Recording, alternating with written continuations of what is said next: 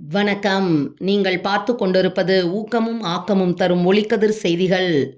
நல்லூர் கிராமத்தில் உள்ள ஸ்ரீ கன்னியம்மன் ஆலயத்தில் தீமிதி திருவிழா நடைபெற்றது.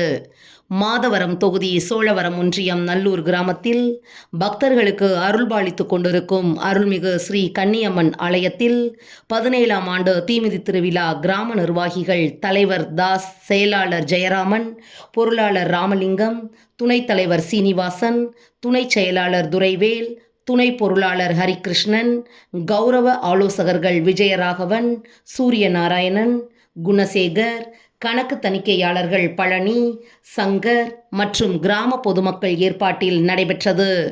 நிகழ்ச்சியில் கணபதி பூஜையுடன் கொடியேற்றுதல், பால்குடம் எடுத்தல், பெருமாள் மற்றும் செல்லியம்மனுக்கு சிறப்பு அபிஷேகம் மற்றும் தீபாராதனை, கூழ்வார்த்தல், பொங்கல் வைத்தல், தெருக்கூத்து, கரகம் எடுத்தல், சிலை வைத்தல், காப்பு கட்டுதல் உள்ளிட்ட பல்வேறு சிறப்பு பூஜைகள் நடைபெற்றது. பின்னர் சுமார் 200க்கும் மேற்பட்ட காப்பு கட்டிய பக்தர்கள் தீக்குண்டத்தில் இறங்கி தங்களின் நேர்த்திக்கடனை பூர்த்தி செய்தனர். மேலும் இத்திருவிழாவை முன்னிட்டு ஆலயம் மற்றும் உபயதாரர்கள் சார்பில் பக்தர்களுக்கு அன்னதானம், குளிர்பானங்கள் வழங்கினர்.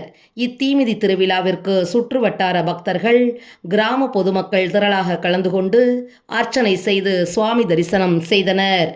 முடிவில் அம்மன் உற்சவர் சிறப்பு அலங்காரத்துடன் மேலதாள வான வேடிக்கையுடன் திருவீதி உலா நடைபெற்றது.